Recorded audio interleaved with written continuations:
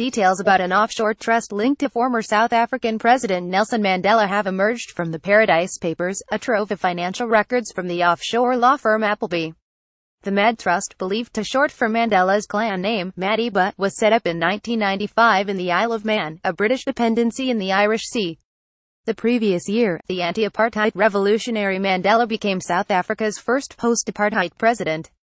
The trust existed in near-total secrecy until 2015, more than 1 year after Mandela's death, when lawyers representing his estate contacted Appleby to try to wrest control of its million-dollar bank accounts.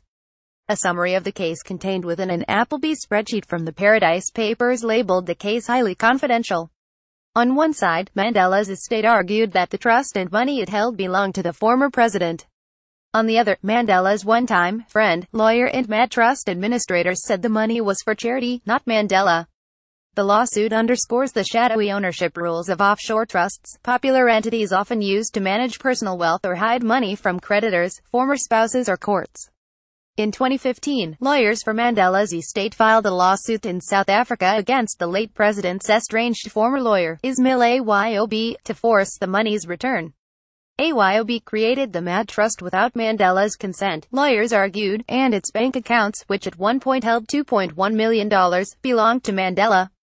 The money held in the Mad Trust accounts is the personal money of the late Mr. Mandela and is not owned by the trustees of the Mad Trust, if indeed such a trust exists, lawyers for Mandela's estate argued, according to court documents obtained by icijUs South African media partners, the Financial Mail and Madiba Center for Investigative Journalism.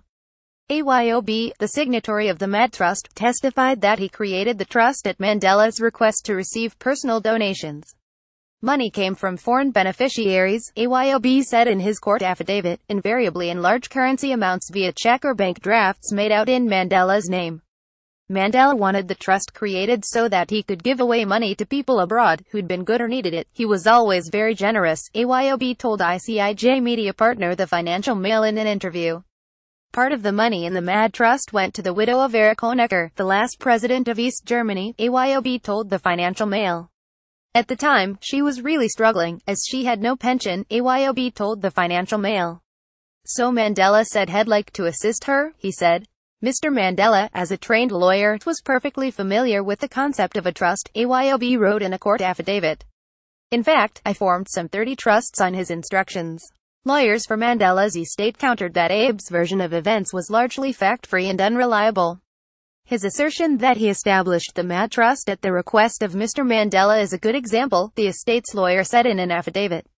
Where, when, how, and why did Mr. Mandela give the instruction? Why did he open the account before the trust deed was signed? Why was the trust never registered? The estate's lawyer also argued that Ayob, with whom Mandela had a public falling out, should no longer have been involved with the trust since Mandela had demanded he quit all his trusteeships in 2004. In June 2015, Appleby, hired by the estate to give an opinion of the trust's legitimacy, concluded that the Mad Trust was too broadly defined and did not identify any concrete beneficiaries of the money. The trust was not exclusively a charitable trust, Appleby wrote, because documents declared that the trust's assets could be used for any company or organization. As a result, Appleby concluded, the Mad Trust does not exist and has never existed. In November 2015, a South African court held that Mandela's estate owned the Mad Trust's 3 bank accounts and that Ayob had no authority over them. The funds, which had grown to more than $1.2 million, were transferred to the estate. Mike Aretti, a reporter with icijUs South African partner Madiba, contributed to this story.